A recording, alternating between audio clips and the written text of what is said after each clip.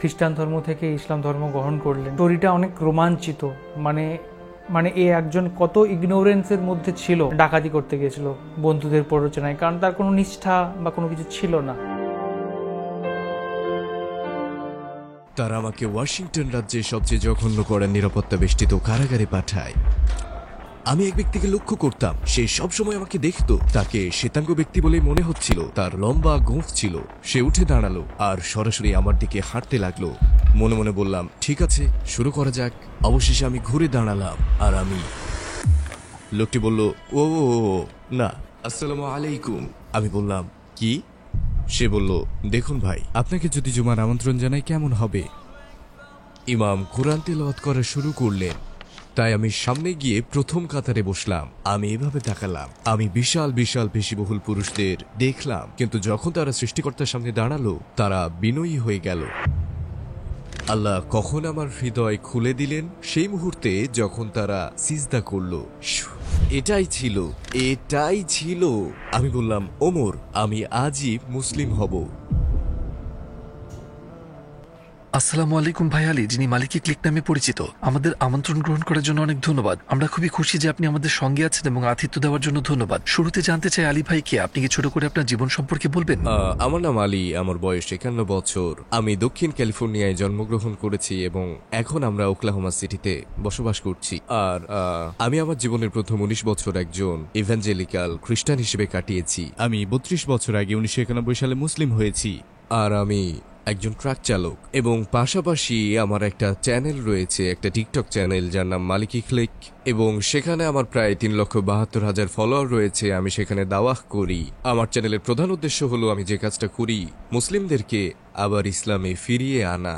কারণ অনেক মানুষ মনে করেন যে তারা ইসলামে যোগ্য নয়, কারণ তারা ইসলাম থেকে সরে গেছে। আমি তাদের বলি, জানেন আল্লাহ গফুরুর রহিম, আল্লাহ পরম দয়ালু, তাই ফিরে আসুন। যদিও আপনি নামাজ না পড়েন বা যে জীবন বিধান মানার কথা তা না মানেন, তবুও ফিরে আসুন, সমস্যা নেই। বিশ্বাসের দিক থেকে আপনার জীবন কেমন ছিল? আমি খ্রিস্ট ধর্মে বিশ্বাসী ছিলাম আর যিশুকে ঈশ্বর ও ঈশ্বরের পুত্র ভাবতাম, কারণ আমি এভাবেই বড় হয়েছি। কেন আপনার বিশ্বাস সম্পর্কে প্রশ্ন তুলতে বাধ্য হয়েছিল? তাহলে আমার শুরু করতে হবে প্রথম থেকে, আমার ইভেঞ্জেলিক্যাল যাত্রা থেকে।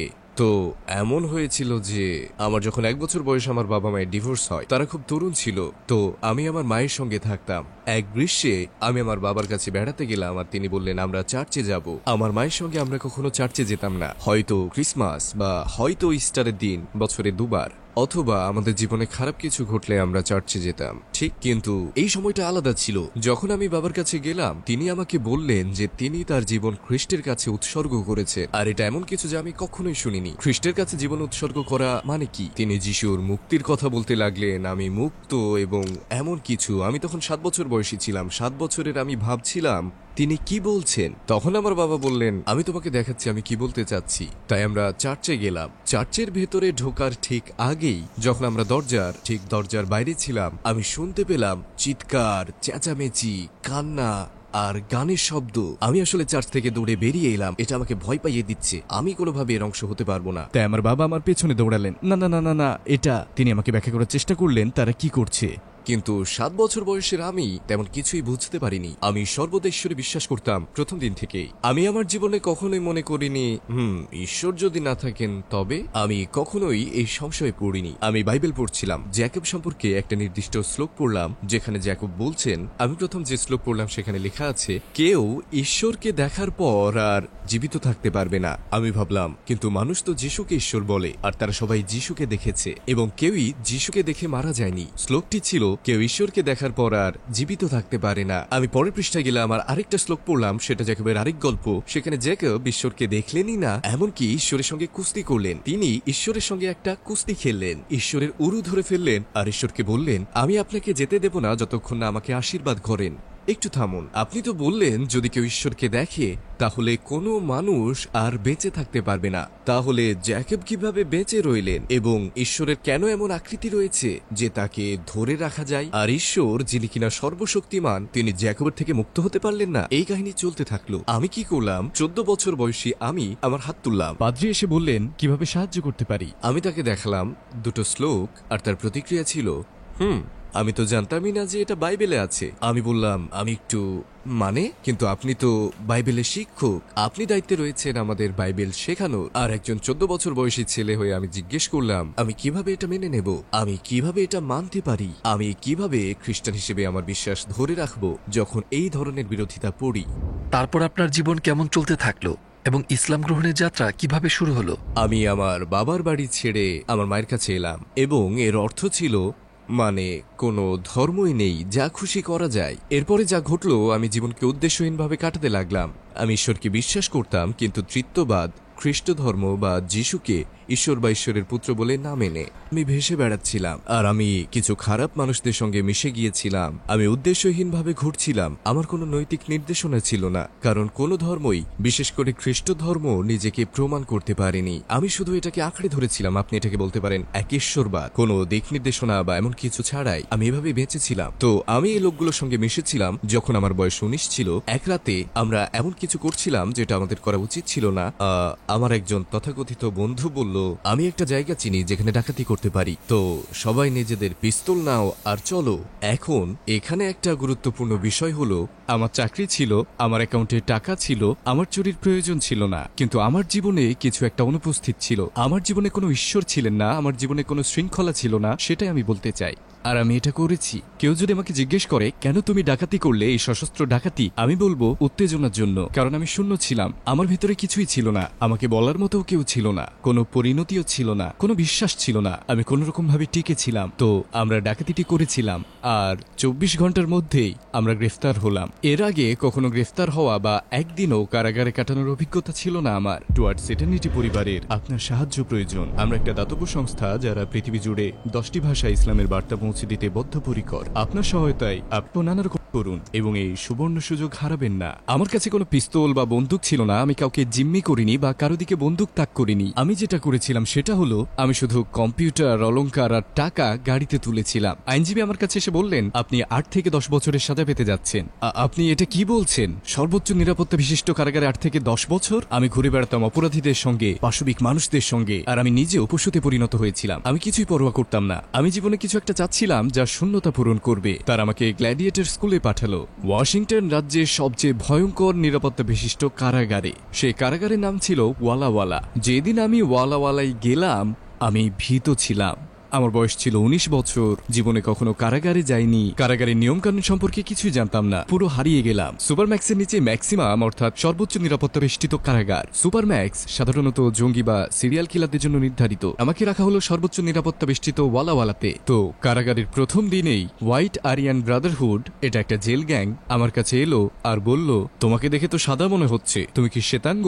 আর আমি বললাম, আমার খুব বেশি শ্বেতাঙ্গ বন্ধু ছিল না, আমার বেশিরভাগ বন্ধুই ছিল ফিলিপিনো, কৃষ্ণাঙ্গ বা হিস্পানিক। প্রশ্নটা আমার কাছে অদ্ভুত লেগেছিল, তবুও বললাম, হ্যাঁ আমি পুরুষ শ্বেতাঙ্গ। সে বলল, ঠিক আছে। আর তার সঙ্গে আরো 3 জন ছিল। আমার কম্বল, তোয়ালে সবকিছু নিয়ে গেল আমার সেলের দিকে, আর তারা হাঁটার সময় সবাইকে জানিয়ে দিল, এই ছেলেটি আমাদের সাথে, নতুন শ্বেতাঙ্গ বন্দি এসেছে। বলতে লাগলো, এই ছেলেটি আমাদের সাথে, ঠিক আছে, অন্যদের জানানোর জন্য। তো আমি এভাবেই মাসের পর মাস কাটিয়ে দিলাম। আমাকে জিজ্ঞেস করা হলো, তুমি কি গির্জায় যেতে চাও? আমি বললাম না। তুমি কি বাইবেল পড়তে চাও? আমি বললাম না। আমি নিজেকে অন্য ধর্মগুলো জানার সম্পর্কে ধাবিত করলাম। আমি ইহুদিবাদ পড়েছি। আমি হিন্দু ধর্ম সম্পর্কে পড়লাম মাত্র 5 মিনিটের জন্য। আমি একটা বই পড়লাম আর মনে হলো এটা একদমই আমার জন্য না। সংক্ষেপে বলতে গেলে আমি বলবো 6, 7, 8 মাস পার হয়ে গেল। আমি কারাগারের উঠোনে একা হাঁটতাম। এটা খুবই বিপজ্জনক একটা কাজ। হাঁটতাম সপ্তাহের পর সপ্তাহ, এটা চলতে লাগলো। আমি লক্ষ্য করলাম এক লোক সবসময় আমাকে দেখছে। তাকে দেখতে শ্বেতাঙ্গই মনে হচ্ছিল। তার লম্বা গোঁফ ছিল, যদিও সে শ্বেতাঙ্গের মতো দেখতে, কিন্তু সে বসত কৃষ্ণাঙ্গদের সঙ্গে। সে সবসময় আমাকে দেখতো। আমি ভাবতাম, এই লোকটা নিশ্চয়ই কোনো সমস্যা রয়েছে। আমি আসলে ভেবেছিলাম আমাদের মধ্যে ঝামেলা হতে যাচ্ছে। তো একদিন আমি ট্রেকে হাঁটছিলাম, আর সেই মানুষটা সে উঠে দাঁড়ালো, টেবিল থেকে মাঠে হাঁটলো, পুরো সময় আমার দিকে তাকিয়েছিল। তার সাথে 5 জন আফ্রিকান আমেরিকান ছিল তার সাথে আমার পেছনে। সে সোজা আমার দিকে আসতে লাগলো। আমি ভাবলাম, ঠিক আছে, শুরু করা যাক। এগুলো এভাবে শুরু হয়, আমাকে আক্রমণ করবে তারা, আমার সঙ্গে তারা ঝামেলা শুরু করবে। আমি সবসময় আমার মাকে প্রতিজ্ঞা করেছি। তারা আমার দিকে এগিয়ে আসতে লাগলো, আমার থেকে 10 গজ দূরে এসে দাঁড়ালো। আমি ঘুরে দাঁড়ালাম আর নিজেকে প্রস্তুত করলাম, কারণ আমি জানি কি হতে যাচ্ছে। লোকটি বলল, ও ও ও ও না, এরকম কিছুই না, আসসালামু আলাইকুম। আমি বললাম, কি? সে পেছনে তাকালো আর বুঝতে পারলো এই পরিস্থিতি খুব একটা ভালো দেখাচ্ছে না। তার পেছনে লোকজন ছিল, শক্তিশালী পুরুষরা, আর সবাই মিলে এক ব্যক্তির দিকে এগিয়ে আসছিল। তিনি বললেন, আমি শুধু আপনার সঙ্গে একটু কথা বলতে চাই। আমি বললাম, আপনি যদি একা থাকেন তবে ঠিক আছে। তিনি বললেন, দুঃখিত, এটা ভুল রকম দেখাচ্ছে, আমরা আপনার কাছে ভুলভাবে এসেছি, আমরা দুঃখিত, আমাদের ভুল ছিল। তো আমরা একসঙ্গে পথ ধরে হাঁটতে লাগলাম আর জানলাম তার নাম ওমর আর সে তুরস্ক থেকে এসেছে। আমি ভাবলাম ঠিক আছে, প্রথম তুর্কি ব্যক্তি যার সঙ্গে আমি পরিচিত হলাম। তিনি বললেন, আপনি ইসলাম সম্পর্কে কি জানেন? আমার একদমই কোনো ধারণা ছিল না এই শব্দটার মানে কি। আমি তাকে বললাম, ইসলাম এটাকে ইংরেজিতে কি বলে? তিনি বললেন, ইসলাম একটা ধর্ম। আমি বললাম, ও, আমি এটা জানতাম না। তিনি আমাকে দাওয়াত দিলেন, বুঝিয়ে বললেন ইসলাম কি, আর আমরা দীর্ঘক্ষণ কথা বললাম। আর একদিন তিনি একটা বই আনলেন যেটা একটা তোয়ালেতে মোড়ানো ছিল। তিনি বললেন, তিনি কিছুটা কঠোরভাবে বললেন, শোনেন, আমি আপনাকে একটা বই দেব, কিন্তু এটাকে অবশ্যই পরিষ্কার রাখতে হবে আর অসম্মান করা যাবে না, এটাকে মাটিতে ফেলা যাবে না, ঠিক আছে? আপনি কি কথা দিচ্ছেন? আমি আপনাকে একটা বই দেব। আমি বললাম, অবশ্যই ওমর, কিন্তু কি বই? তিনি বইটা খুললেন, এটা একটা নীল কোরআন ছিল, সোনালী হরফে লেখা, আর তিনি বললেন, এটা আমার পক্ষ থেকে আপনার জন্য উপহার, এখন থেকে এটা আপনার কোরআন। আমি মুড়িয়ে নিলাম আর বললাম, ধন্যবাদ ওমর, আপনাকে অনেক ধন্যবাদ। আমি আমার সেলে ফিরে এলাম আর বইটা খুললাম। সবার আগে আমি যেটা করলাম, আমি সূচিপত্র দেখলাম। আমি কিছু নাম খুঁজতে থাকলাম, মূসা, ঈসা, ইব্রাহিম, ইসাক, ইউসুফ, ইয়াকুব, সব নামই ছিল। আর আমার প্রথম ধারণা ছিল, ওহ ঈশ্বর, এটা তো ঠিক বাইবেলের মতো। আর বাইবেলের মতো এটাও সত্য নয়, এতে অবশ্যই বিরোধ থাকবে, এটা তো সেই ব্যক্তির কথাই বলছে। ওহ, এটা ওমর যা বলছিল তা তো ভালো লাগছিল, কিন্তু এখন জানি না। তাই আমি কোরআন খুললাম আর পড়তে শুরু করলাম। প্রথম যে অধ্যায় আমি খুলেছিলাম সেটা আর রহমান। আমি এটা পড়লাম আর আমি শুধু কোরআনের ভাষা আর প্রকাশভঙ্গি আমার কাছে একেবারে অনন্য মনে হলো। আর আমি ভাবলাম, এই বইটির ভাষা শৈলী অসাধারণ। তাই আমি কোরআন বারবার পড়তে থাকলাম। তৃতীয় দিনে আমি কোরআনে গভীরভাবে মনোনিবেশ করলাম। আমি ঘন্টার পর ঘন্টা পড়ার জন্য প্রতিজ্ঞাবদ্ধ হলাম। এরপর যা ঘটলো, আমার সেলমেট বলল, এই তুমি কি রাতের খাবারে যাবে না? আমি বললাম, রাতের খাবার? কোরআন থেকে চোখ তুলে বললাম, রাতের খাবার? সে বলল, হ্যাঁ, তুমি নাস্তার পর থেকে এই বইটাই পড়ছো, তুমি কি খাবার খাবে না? আমি বললাম, হ্যাঁ, খাওয়া তো উচিত। আমি কোরআন বন্ধ করলাম আর খেতে গেলাম আর ভাবলাম, ও, আমি সত্যি এই বইটাতে ডুবে গেছি। কেন? এটা খ্রিস্ট ধর্ম নয়, কিন্তু এটা একই ধরনের কথা বলছে। এখানে কি হচ্ছে? সপ্তাহ পেরিয়ে গেল, 2-3 মাসও কেটে গেল।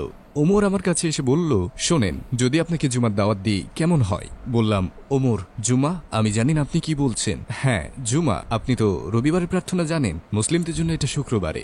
আপনি আসতে চান? আমি বললাম, অবশ্যই, তবে আমাকে ঘুড়ি ওড়াতে হবে, যার মানে কমান্ডিং অফিসারের থেকে অনুমতি নেওয়া এখানে অংশগ্রহণের জন্য। তাই আমি একটা নোট লিখলাম, আমি জুমার নামাজে অংশ নিতে চাই। আমার অনুরোধের কয়েক ঘন্টার মধ্যেই জুমার নামাজে যাওয়ার বিষয়ে সিও আমাকে ব্যক্তিগতভাবে ডাক দিলেন। আমি বললাম, ঠিক আছে, বিষয়টা কি? আমি সিওর অফিসে ঢুকলাম আর তিনি আমার আবেদনপত্র তুলে ধরলেন। এটা কি আপনি কি অনুরোধ করেছেন? আমি দেখলাম আর বললাম, হ্যাঁ, একদমই। আপনি কি কৃষ্ণাঙ্গদের সাথে জুমাই যেতে চান? আমি বললাম, হোক তারা কালো, হিস্পানিক, এশিয়ান। হ্যাঁ, আমি দেখতে চাই তারা কি করে, তাদের পদ্ধতি, তারা কিভাবে ইবাদত করে। হ্যাঁ, আমার কাছে এটা অস্বাভাবিক লাগেনি যে আমার সেখানে যে অন্য সংস্কৃতি আর মানুষদের জানার ইচ্ছে ছিল। সে বলল, শুনুন, আমি আপনাকে সত্য বলছি, আপনি যদি যেতে চান আর এদের সঙ্গে থাকতে চান, আর সে তাদের গালি দিল, আপনি যদি যান এবং এদের সঙ্গে থাকেন, শুধু একটা কথা মনে রাখবেন, যখন তারা আপনাকে মারবে, তারা যখন আপনাকে পেটাবে, আমরা আপনাকে রক্ষা করব না। আমি আমার গার্ডদের সেখানে পাঠাবো না আপনার জন্য, যদি আপনি এরকম মানুষদের সঙ্গে থাকতে চান। আমি শুধু বললাম, হ্যাঁ, যাই হোক, আমি যেতে চাই। সে সই করল আর বলল, আপনার কুলখানি, যান, জুমাই যান। আমি কখনো কৃষ্ণাঙ্গদের ভয় পাইনি, অথবা হিস্পানিক বা অন্য কেউ, বিশেষ করে ধর্মীয় মানুষদের। আমি শুধু জানতে চেয়েছিলাম। তো একজন খ্রিস্টান হিসেবে আমার প্রথম জুমাই যাওয়া ছিল একজন খ্রিস্টান হিসেবে, মুসলিম হিসেবে নয়। আর এখানে আমি একজন শ্বেতাঙ্গ কালো মানুষদের দ্বারা পরিবেষ্টিত আর একজন তুর্কি ব্যক্তি, যিনি আমাকে মাসের পর মাস দাওয়াহ দিচ্ছিলেন। আর প্রথম জিনিস যা আমি অনুভব করলাম জুমাই, তা ছিল আজান। এবং যখন আমি প্রথমবার আজান শুনলাম, এটা কেবল আমাকে নাড়িয়ে দিল, আমার হৃদয়কে স্পর্শ করলো। আমি ওমরের দিকে ফিরে বললাম, ওমর, এই সুন্দর গানটা কি যে ব্যক্তি গাইছেন? তিনি বললেন, এটা গান নয়, এটা নামাজের আহ্বান। তিনি মূলত যা বললেন তার অনুবাদ করলেন, আর আমি শুধু বললাম, এত সুন্দর, এত সুন্দর। তিনি বললেন, আসুন আপনাকে দেখাই আমরা কি করি। আমরা উজু করব। তাই তিনি আমাকে উজু করা শিখিয়েছিলেন, আর আমি উজু করলাম একজন খ্রিস্টান হিসেবে, শুধুমাত্র অভিজ্ঞতা নেওয়ার জন্য। তাই আমি উজু করলাম একজন খ্রিস্টান হিসেবে, একজন মুশরিক হিসেবে। আর আমি ওমরের সঙ্গে বসে পড়লাম আর আমরা খুতবা শুনলাম। আর আমাদের নামাজের সময় হলো। আর তাই ওমর বললেন, শুনুন, আপনি একপাশে বসুন, আমরা নামাজ পড়ব। আর আমি বললাম, 1 মিনিট, তার আগে আমার কিছু প্রশ্ন আছে। যখন আপনারা নামাজ পড়েন, আপনি বললেন যে ইমাম সামনে থাকেন আর তিনি কোরআন পড়েন, তিনি কি বই থেকে পড়েন? তিনি কি আপনাদের মুখোমুখি থাকেন আর সবার সামনে পড়ে শোনান? তিনি বললেন, না, এই ইমাম সম্পূর্ণ কোরআন মুখস্থ করেছেন। আমি বললাম, ওমর, এই বই, এই মোটা বইটি যেটা আপনি দিয়েছেন, তিনি পুরোটা মুখস্থ করেছেন? তিনি বললেন, হ্যাঁ, এবং লক্ষ লক্ষ মানুষ, মুসলিমরা এটিকে মুখস্থ করেছেন। 7 বছর বয়স থেকে 10 বছর 12 বছর বয়স থেকে, নারী পুরুষ সবাই। আমি শুধু ভাবলাম, বাহ। আর আমার মনে সবকিছু ঘুরতে লাগলো, এই মানুষগুলো আলাদা, তারা আমাদের নামাজের জন্য ডাকছেন একটা সুন্দর সুরেলা কণ্ঠে। এই মানুষরা তাদের হাত, কনুই, তাদের বাহু, মুখ, পা ধুয়ে নিচ্ছেন আল্লাহর ইবাদত করার আগে। আমরা এটা কখনো করিনি। আমরা খ্রিস্টান হিসেবে কেন করিনি? আমাদের কেন এমন কিছু ছিল না? কেন আমাদের গিটার, ড্রাম ছিল আর গির্জার ভেতর গান গাওয়া হতো? কেন আমাদের এটা ছিল না? এটা তো সুন্দর। এটা আমার কাছে সবসময় স্বাভাবিক মনে হয়েছে। বাস্তবিক অর্থে একজন খ্রিস্টান হিসেবে জুমায় অংশ নিয়ে আমি খুব আপন অনুভব করলাম, একই সময়ে মুসলিম না হয়েও। আর ওমর বললেন, শুনুন, ঠিক আছে, এখানে দাঁড়ান অথবা এখানে বসুন, আমরা সারিবদ্ধভাবে দাঁড়াবো এবং আমরা নামাজ পড়ব, তারপর কথা বলবো। আপনার যদি প্রশ্ন থাকে তখন করতে পারেন। বললাম, দারুণ। তারা নামাজ শুরু করলেন, ইমাম কোরআন তেলাওয়াত শুরু করলেন। আর আমি আবার ভাবলাম, তিনি শুধু পড়ছেনই না, তিনি তিলাওয়াত করছেন। এই মানুষরা একে অপরকে ভালোবাসে আর একে অপরকে নামাজের জন্য ডাকে। কেউ যদি জানতে চায়, আলী, আপনার হৃদয় কিসে পরিবর্তন করলো? এটা কখন ঘটলো? এটা কিভাবে ঘটলো? এটা কেন ঘটলো? সহজ। আমি বলি, আমি আগে যা বলেছি সে সমস্ত কিছু সহ আজান, কোরআন মুখস্থ করা। আপনারা এগুলো তো জানেন যে আমাকে সবচেয়ে বেশি প্রভাবিত করেছিল, যে আমার হৃদয় বদলে দিয়েছিল। আমি আমার জায়গা থেকে উঠে দাঁড়ালাম। তিনি আমাকে সেখানে থাকতে বলেছিলেন, কিন্তু আমি সেখানে গিয়েছিলাম অভিজ্ঞতার জন্য। আমি সবকিছু চাইছিলাম। তাই আমি যা করলাম তা হলো, আমি প্রথম কাতারে গেলাম আর আমি এভাবে তাকালাম। আমি নামাজের প্রথম কাতারের দিকে তাকালাম, কারণ আমি দেখতে যাচ্ছিলাম এটা আসল কিনা। এই মানুষদের জন্য এটা কি সত্য? তারা যখন ইবাদত করে কেমন লাগে? আর আমি দেখলাম পেশিবহুল পুরুষ, বিশাল দেহী মানুষ, কিন্তু যখন তারা তাদের সৃষ্টিকর্তার সামনে তারা বিনয়ী হয়ে গেল আর তাদের সেই কঠোরতা হারিয়ে গেল, তাদের চোখ নিচু ছিল, তারা সৃষ্টিকর্তার সামনে বিনয়ের সাথে ছিল। আর আমি শুধু এভাবে দাঁড়িয়েছিলাম, এইভাবে, আর তাদের দিকে তাকিয়ে বললাম, বাহ। কিন্তু আবারও, যদি কেউ সেই মুহূর্ত জানতে চায় কখন আল্লাহ আমার হৃদয় খুলে দিলেন, তা তখন যখন তারা সিজদা করলো এবং আমি তাদের দেখলাম যখন আজান দিল, নিজেদের পরিচ্ছন্ন করলো, পবিত্র কোরআন তিলাওয়াত করলো, বিনয়ী হলো, আর তারপর তাদের মুখ মাটিতে রাখলো। ওটাই সেই মুহূর্ত যখন আমি ভাবলাম, এই মানুষরা সাধারণ নয়। এবং আমি আমার জীবনে কখনো আসলে আল্লাহর ইবাদত দেখিনি আজকের আগে এই মুহূর্ত পর্যন্ত। আর তারা সবকিছু করেছে যেমন আমি বললাম, আজান, ওযু, তেলাওয়াত, আর তারপর তারা ইবাদত করছে। এটাই আমি বললাম, ওমর, আমাকে আজই মুসলিম হতে হবে। এবং আপনাকে শুধু আমি জানি না অন্য কোনো শ্বেতাঙ্গ মুসলিম আছে কিনা এই পৃথিবীতে, কিন্তু আজ আপনি আমার জন্য একটা ব্যতিক্রম করবেন। আমি এখান থেকে যাচ্ছি না যদি না আপনি আমাকে শেখান কিভাবে মুসলিম হতে হয়। আমি আজই মুসলিম হব। আমি জানতাম না যে পৃথিবীতে অন্য কোনো শ্বেতাঙ্গ মুসলিম আছে কিনা। আমি ভেবেছিলাম এটা শুধু, জানেন তো, কারণ আমি যা দেখেছিলাম কৃষ্ণাঙ্গ আর একজন তুর্কি, ইসলাম সম্পর্কে কিছুই জানতাম না। এবং তিনি নিজেই মাথা নিচু করলেন আর কাঁদতে লাগলেন, ওমর, এবং তিনি বললেন, সুবহানাল্লাহ, সুবহানাল্লাহ, অবশ্যই আপনি মুসলিম হতে পারেন। আর সেই দিন জুমায় 1991 সালে আমি বললাম, আশহাদু আল্লা ইলাহা ইল্লাল্লাহ ওয়াহদাহু লা শারীকা লাহ ওয়া আশহাদু আন্না মুহাম্মাদান আবদুহু ওয়া রাসূলুহু। আর আমি একজন মুসলিম হলাম। আপনি শাহাদা গ্রহণের সময় কেমন অনুভব করেছিলেন? আপনি কি আমাদের সেই মুহূর্তে নিয়ে যেতে পারেন? এটা ছিল অবিশ্বাস্য। এটা শুধু ভ্রাতৃত্বই ছিল না, এটা এমন ছিল যেন আমার জীবনে প্রথমবারের মতো আমি আল্লাহর সঙ্গে ছিলাম, যেন সত্যি আল্লাহর সঙ্গে, যেন সত্যি আল্লাহর উপস্থিতিতে, সত্যি এমন কিছুর অংশ যা বাস্তব, যে আল্লাহর ইবাদত করছিল। ঠিক এই মুহূর্তেই এটাই ছিল আমার জন্মের কারণ, এটাই হলো আমার জীবিত থাকার কারণ, একজন মুসলিম হওয়ার জন্য। আপনি কিভাবে আপনার বাবা মাকে এটি সম্পর্কে বললেন যে আপনি ইসলাম গ্রহণ করেছেন? তাদের প্রতিক্রিয়া কেমন ছিল? এটা ভালো ছিল না। আমি আমার বাবাকে ফোন করলাম, যেমনটা কারাগারে আমি সবসময় করতাম, এবং আমি তাকে বললাম যে আমি মুসলিম হয়েছি। আর একটা কথা আমার বাবা, তিনি খুবই গোঁড়া খ্রিস্টান আর অত্যন্ত কঠোর। তিনি বললেন, তুমি কি করেছ? আর আমি বললাম, আমি মুসলিম হয়েছি। তুমি কি চাঁদের দেবতার উপাসনা করছো? না, আমি কোনো চাঁদের দেবতা বা চাঁদের উপাসনা করছি না। আমি এক আল্লাহর উপাসনা করি, যিনি ঈসার আল্লাহ, মুসা ও ইব্রাহিমের আল্লাহ। আর তিনি বললেন, না, তুমি তুমি তুমি এটা করো না। শোনো, তুমি এই ইসলাম। আর তিনি একটা অশোভন শব্দ বললেন, আর তিনি আমাকে একটা চূড়ান্ত সিদ্ধান্ত জানালেন। তিনি বললেন, দেখো, তোমার 6 অঙ্কের আয়, তোমার 6 অঙ্কের উত্তরাধিকার সব চলে যাবে। যা কিছু তুমি আমার পর পেতে যাচ্ছ সব যাবে। আমার পরিবার পেট্রোলিয়াম শিল্পে রয়েছে, তাই অনেক সচ্ছল ছিলাম। আমি বললাম, আপনি আমাকে ত্যাগ করবেন? তিনি বললেন, আজকের পর তুমি যদি ইসলাম ধর্মে অবিচল থাকো তবে তুমি আমার কাছে মৃত, তোমার সব উত্তরাধিকার শেষ। তিনি বললেন, বেটা, আমাকে পরীক্ষা করো না। আমি কাল আমার আইনজীবীর কাছে যাব আর তাকে উইল পরিবর্তন করতে বলবো, আর তুমি পুরোপুরি নিঃস্ব হয়ে যাবে। তোমার কোনো ইনকাম থাকবে না, আমার কাছ থেকে কিছুই পাবে না। তুমি আমার কাছে মৃত, তোমার ভাই বোনদের কাছেও মৃত, সব শেষ। তাই তুমি যা বলবে তা খুব সাবধানে বলো। এখন তুমি কি ইসলাম ছাড়বে নাকি এই ভুয়া ধর্মে থেকে যাবে? আর আমি বললাম, এর উত্তর দেওয়ার আগে আমাকে কিছু বলতে দিন। আমি আপনার সব বিষয় মেনে চলবো, শুধু একটা বিষয় ছাড়া। তিনি বললেন, কেন? আমার কাছে মৃত হওয়ার আগে আমাকে ব্যাখ্যা করো, কেন? আমি বললাম, বাবা, আমাকে আমার নিজের সিদ্ধান্ত নিতে হবে।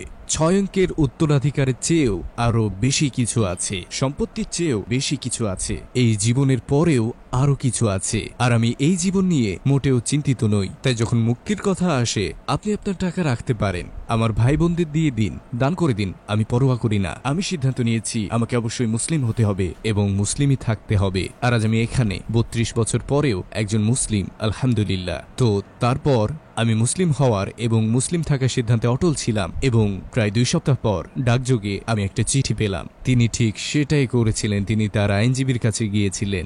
যে পরিমাণ টাকা আমি উত্তরাধিকার হিসেবে পাওয়ার কথা ছিল তা ছিল $6 লক্ষ, এবং সেটা ছিল 90 দশকের শুরুর সময়। তাই এটা ছিল বিশাল অঙ্কের টাকা। তো আমি কেন এর উপর মূল্য নির্ধারণ করব? আমি পরোয়া করতাম না যদি এটা 600 মিলিয়নও হতো। দেখুন, আপনি আর আমি, আমরা কবরে শায়িত হব এবং আমরা আল্লাহ সুবহানাহু ওয়া তাআলার সামনে থাকব, যিনি এক, যিনি অনিবার্য, এবং আমাদেরকে জীবনে আমরা যা করেছি তার ব্যাপারে প্রশ্ন করা হবে। আর আপনার মা, ভাই এবং বোনদের ব্যাপারে কি হলো? তো আমার মা বুঝতে পারেননি, কিন্তু তিনি সহানুভূতিশীল ছিলেন।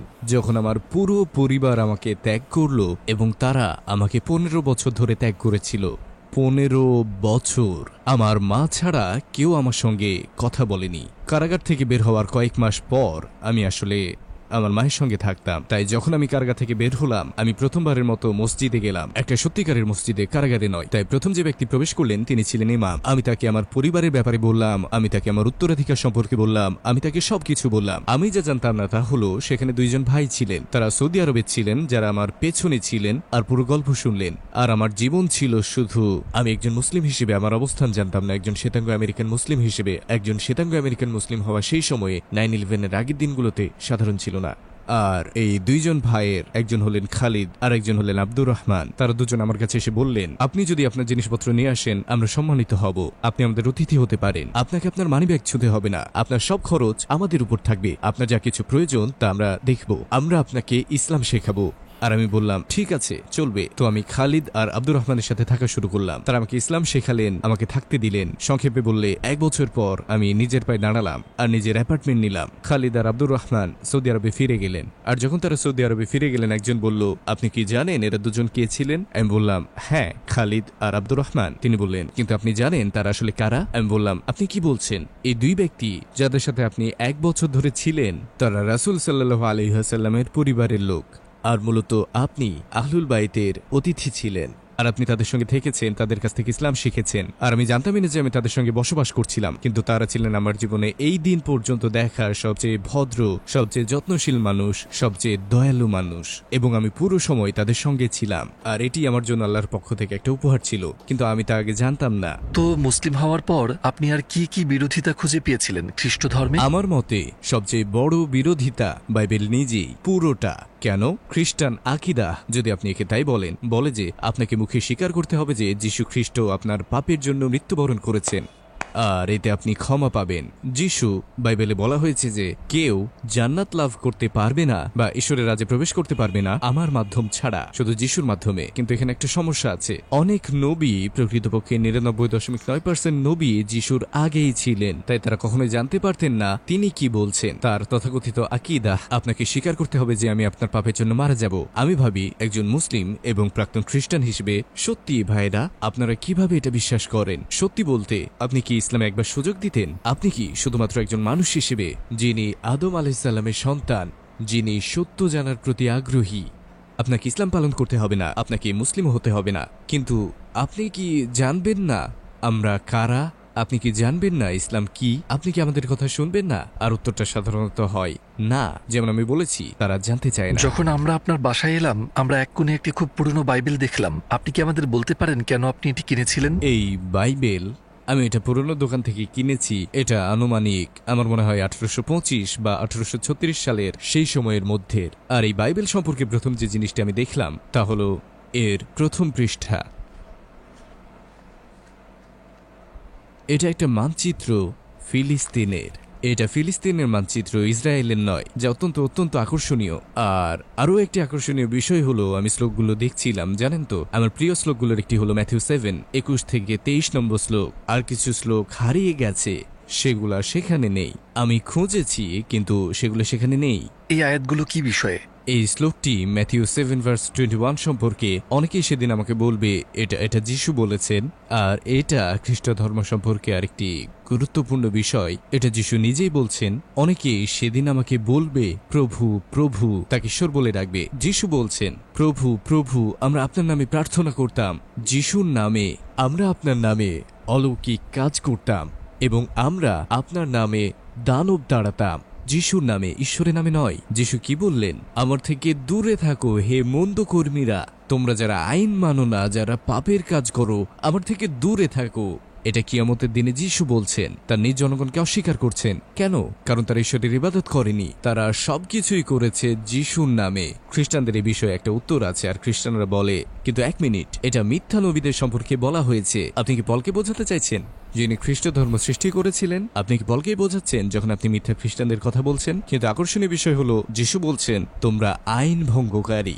কিন্তু যদি আপনি যিশুর নামে প্রার্থনা করেন এবং আপনি যিশুর নামে অলৌকিক কাজ করেন এবং যিশুর নামে দানব তাড়ান, আর যিশু বলছেন তোমরা আইন মানো না, তোমরা আমার আইন ভেঙেছো, তোমরা কিভাবে আমাকে ঈশ্বর বলছো, তোমরা কেন আমার নামে প্রার্থনা করছো? এখানে কোনো শরিক নেই। শোনো হে ইসরায়েল, তোমাদের ঈশ্বর এক, তিনের ভেতর এক নয়, একের ভিতর তিন নয়, না পিতা, না পুত্র, না পবিত্র আত্মা। কেন খ্রিস্ট ধর্ম হতে হবে এত রহস্যময় এবং বিভ্রান্তিকর? ইহুদিরা বলে, শোনো হে ইসরায়েল, তোমাদের ঈশ্বর এক। মুসলিমরা বলে লা ইলাহা ইল্লাল্লাহ। খ্রিস্টানরা বলে যিশু বলেছেন আমি হলাম আমি।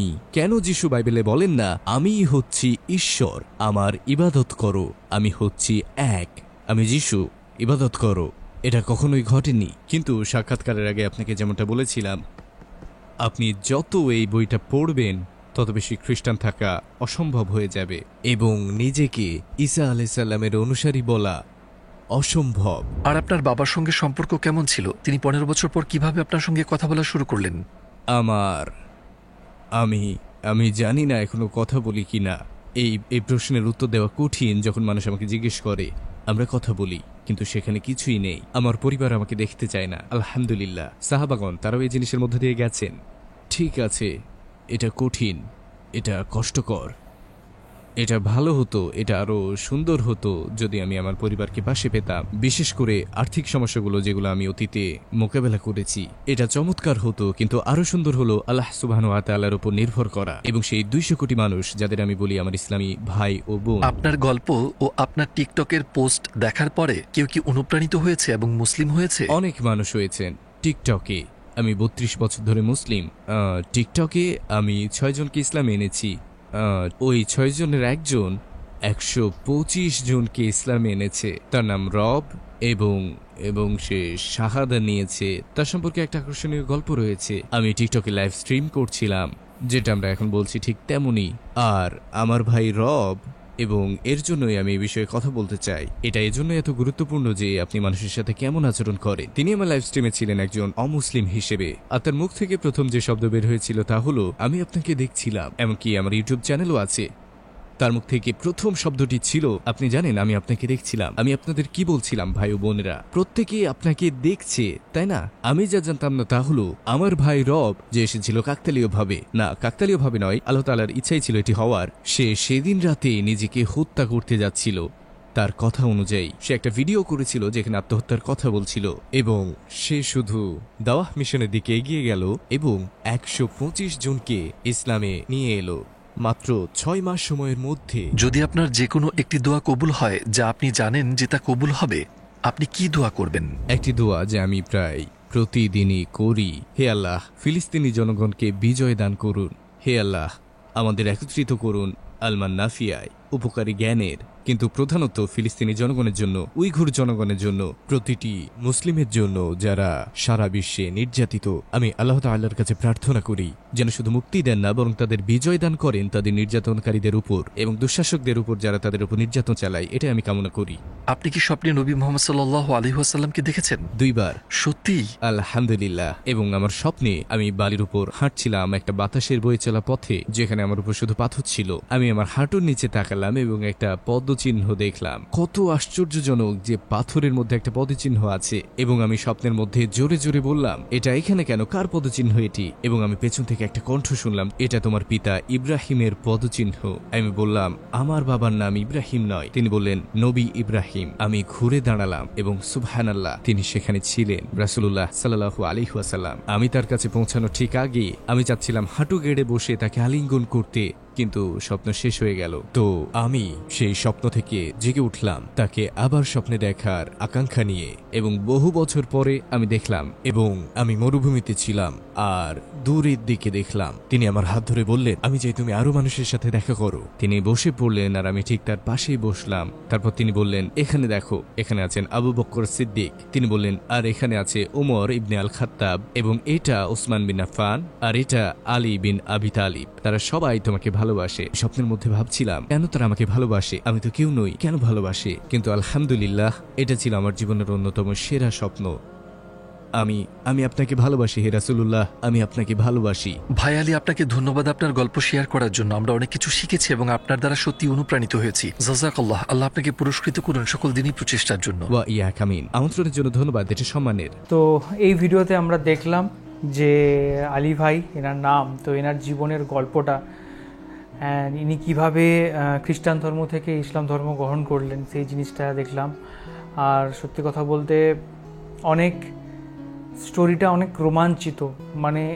মানে এ একজন কত ইগনোরেন্সের মধ্যে ছিল এই আলী ভাই, যেখানে ও কিছুই হতো না, যেখানে তার ধন সম্পদ সব কিছুই আছে, তা সত্ত্বেও সে ডাকাতি করতে গিয়েছিল বন্ধুদের প্ররোচনায়, কারণ তার কোনো নিষ্ঠা বা কোনো কিছু ছিল না সেই জায়গাতে। তো তারপর তিনি জেলে যান। জেলে যাওয়ার পরে তিনি বুঝতে পারেন জিনিসগুলো সম্পর্কে। তিনি ওখানে একজনকার সাথে আলাপ হয়, তুর্কি আই থিঙ্ক বললো জায়গার, তো ওমর বলে ওনার নাম। তো উনিও ইসলাম ধর্ম সম্পর্কে জানান, এবং তারপর তিনি জেনে যে ওনার খুব ভালো লাগে, এবং সেখানে উনি অনেক আনন্দ খুঁজে পান, এবং তারপরে তিনি সেটা জয়েন করেন, এবং তার জীবনের একটা ধারাতে তিনি সেটাকে প্রতিষ্ঠিত করেন, এবং তিনি এখন ভালো আছেন, খুশি আছেন। অ্যান্ড প্রত্যেক মানুষের, সত্যি কথা বলতে, এই খুশি থাকাটা কিন্তু খুব দরকার। প্রত্যেক মানুষের এই আনন্দিত থাকাটা খুব দরকার। এবং যদি মনে হয় যে না, আমি আমার ধর্মে সম্পূর্ণ না, আমি আমার পূর্ণতা পাচ্ছি না, কোনো একটা জায়গাতে কিছু একটা মিসিং আছে, কোনো সংশয় আছে, তাহলে আমার মনে হয় যে জানা উচিত প্রতিটা ধর্ম সম্পর্কে, প্রতিটা বুক সম্পর্কে স্টাডি করা উচিত ওপেন হার্টলি। কারণ আমি অন্য একটা ধর্ম সম্পর্কে জানলে বা অন্য একটা বই পড়লে আমার তাতে পাপ হয়ে যাবে না। আমি যে কোনো ধর্মেরই হোক, সমস্ত ধর্মকে সম্মান রেখে, নমস্কার করে আমি সেটা সম্পর্কে স্টাডি করতে পারি, জানতে পারি, বুঝতে পারি, এবং যার যেটা প্রকৃত উচিত, যার যেটা মনে হয় যে না এই আমাকে সম্পূর্ণ করছে, সে সেই পথ অবলম্বন করবে। অ্যান্ড সেই পথ যদি ঈশ্বরের পর্যন্ত পৌঁছানো যায়, তাহলে অসুবিধা কী আছে? সেই পথে যে যদি ঈশ্বরের উপলব্ধি সম্ভব হয়, তাহলে অসুবিধা কেমন আছে? যেমন আমার কাছে আমার যে ধর্ম, তা অনেক প্রিয় ধর্ম। আমার মনে হয় যে আমার জায়গাতে আমি সম্পূর্ণ, কিন্তু তা সত্ত্বেও আমাকে মনে হয় যে জ্ঞানের জন্য সব কিছুই জানা উচিত। আপনার কাছে হয়তো আপনার ধর্ম সম্পূর্ণ, কিন্তু আপনিও চাইলে জ্ঞানের জন্য জানা উচিত সব কিছুই। অ্যান্ড ওপরে অবয়বে অনেক কিছু হয়তো চেঞ্জ হওয়া যায় মানুষের, কিন্তু ভেতরে তার মধ্যে কতটা শান্তি আছে, কতটা প্রশান্তি আছে, তার মধ্যে যে হাসিটা হাসছে সেটা আসল কিনা নকল, এই জিনিসগুলো কিন্তু খুব দরকার। আর যে আপনাকে আনন্দের পথে নিয়ে যাবে, যে আপনাকে খুশির পথে নিয়ে যাবে, যে আপনাকে মুক্তির পথে নিয়ে যাবে, আপনার ধর্ম যেটা, সেটা আপনাকে অবশ্যই পালন করতে হবে। এখানে ওনার ফ্যামিলি মেম্বার্স সাপোর্ট করেননি জিনিসটা, তো আমার মনে হয় যে যদি সাপোর্ট করতো হয়তো ভালো হতো। কারণ হচ্ছে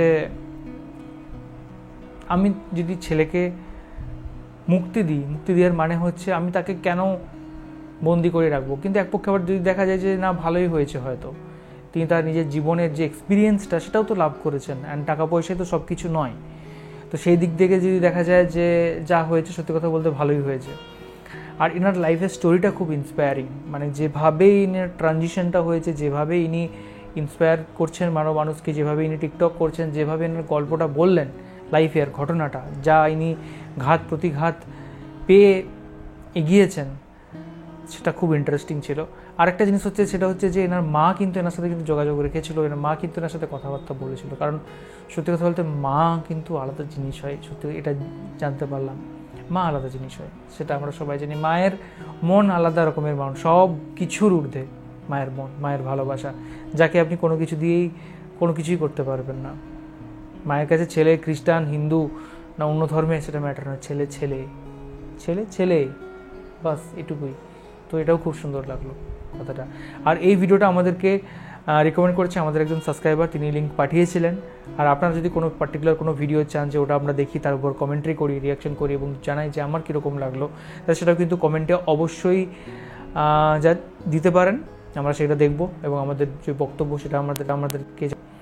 আর এখনকার মতো এই পর্যন্তই, দেখা হবে অন্য কোনো ভিডিওতে। ততক্ষণের জন্য আপনারাও ভালো থাকুন, সুস্থ থাকুন আর সম্পূর্ণ থাকুন। ওকে, ভালো থাকবেন।